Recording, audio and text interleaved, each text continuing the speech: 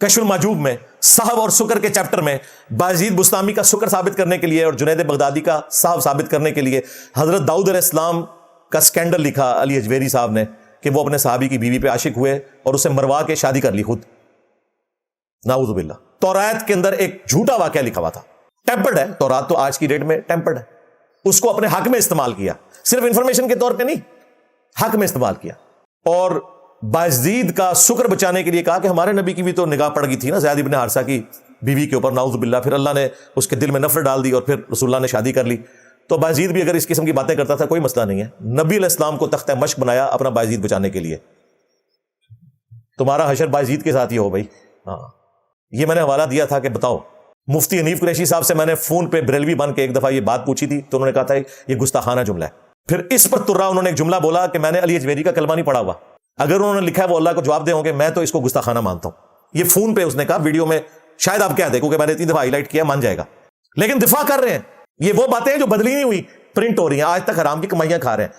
پیر کرم شاہ الازہری نے کشف المحجوب خود پرنٹ کی ہے, اور یہ وہی کشف المحجوب ہے جو ہمارے بابا خادم رضوی صاحب نے اٹھائی ہوتی تھی. اور منڈیوں لے آؤ ذرا کشف المحجوب, منڈیوں کتاب لے آؤ, اے مینوں دے ذرا کشف المحجوب جی.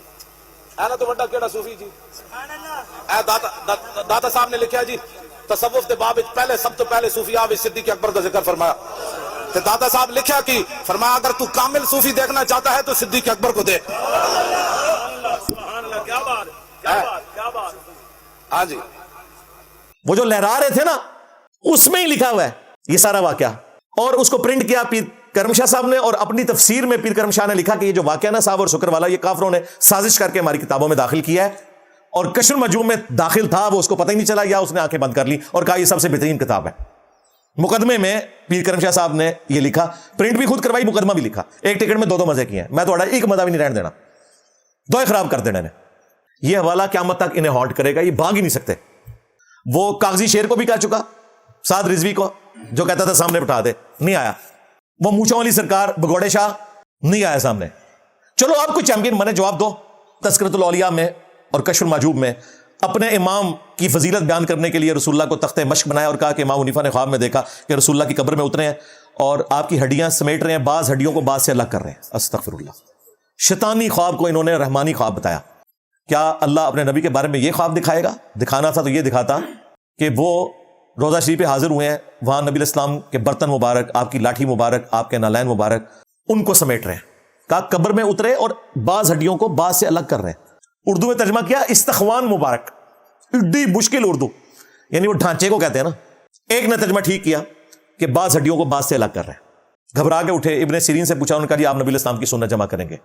اسی کیا کتاب کتنے جڑی جمع کیتی ہے, کوئی نہیں ملتی تھی, میں نے ڈھونڈ کے دی.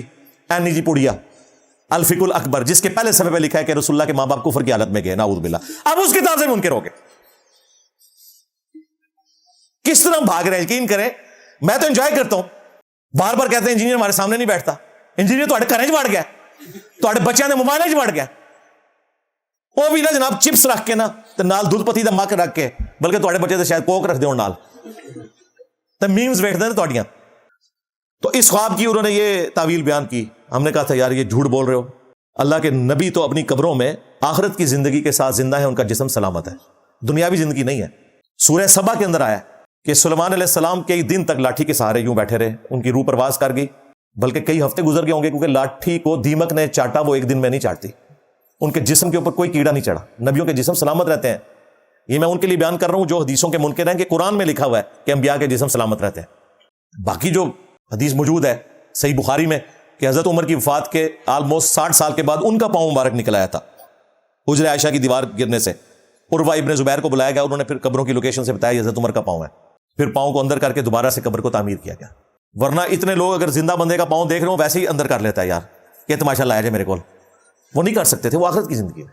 پھر ابو داؤد میں تو واضح حدیث ہے انبیاء کے بارے میں, ان اللہ حرم علی الارض ان تاکل اجساد الانبیاء, اللہ نے حرام کر دیا ہے نبیوں کے حق میں کہ مٹی ان کے جسموں کو کھائے. بالکل ایسا نہیں ہوگا.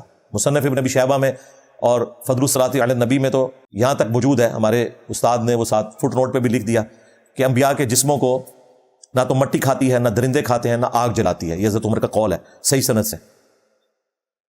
تم لوگوں کے پاس تو کوئی مورل گراؤنڈ ہی نہیں موجود کہ مجھے تم اس طریقے سے ونریبل کرو جن کے اپنے بزرگوں نے اپنے ناموں کے کلمے پڑھائے ہوئے ہیں. چشتی رسول اللہ پارٹی, تھانوی رسول اللہ پارٹی,